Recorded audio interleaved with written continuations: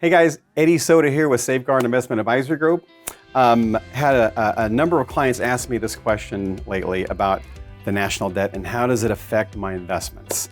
Well, in the short term, the short answer is not really, not much. It hasn't affected investments much over the years, but now I think it's becoming more of a problem and more of an issue. And I think more of something that we need to address when we're talking about retirement planning. Now I'm talking about national debt, not deficit. Because deficit is the difference between what we are coming in versus what we owe. And right now we're running about 120% of debt to GDP, so which is not a good thing. But we're going to talk about that in a minute. So we're talking about national debt as what we owe right now. The government has that it has to pay, and it's a real big number. And we've been hearing it in the news a lot lately because we've reached that $30 trillion mark.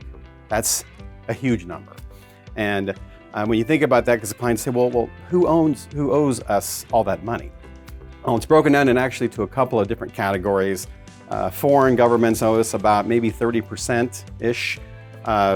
Federal government, our federal government, a little over 20%, another 20% by the Federal Reserve, and the rest for you and I and corporations. So it is a big number. And I did mention that, yes, the federal government is part of that debt. So people say, wait a minute. The government's borrowing money, but it's borrowing money from itself, basically. I know that's probably not a good thing, but again, we'll talk a little bit more about how that works. And it's important that we're talking about this because as we see this national debt number rise, it will affect things in the future. Things like inflation, which we're seeing right now.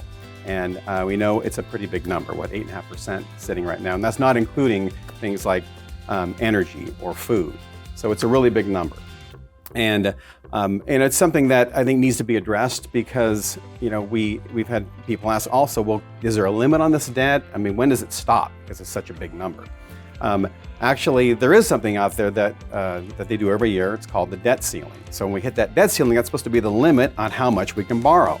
But the problem with that is Congress meets with the president and they vote on raising the debt ceiling. It's kind of like you having a credit card and you have a limit on that credit card, and well, now you hit that limit because you spent a lot of money, and then you open up another credit card. So now you're paying the interest and you're paying the other debt, but you're also making more purchases. So with us as individuals, that doesn't work out very well, does it? But with the government, we can do that because we can just print more money. And you know, the more we print money, the problem with that is eventually more money in the system means we flood the system with dollars. That means when we go to purchase things, it costs more dollars because they're devalued, which again is inflation. And they say, well, where does the money come from? Well, actually, so if Congress votes on raising the debt ceiling, they knock on the door of the Federal Reserve and say, we need more money. So what happens is the Federal Reserve gives us cash, okay, and we give them IOUs back. The government gives them IOUs, and those IOUs are treasuries. So again, we're borrowing more and borrowing more. So if we're looking at future planning, and we always tell our clients, look, we know that it hasn't really been a big issue with investments over the years, but now it's becoming an issue.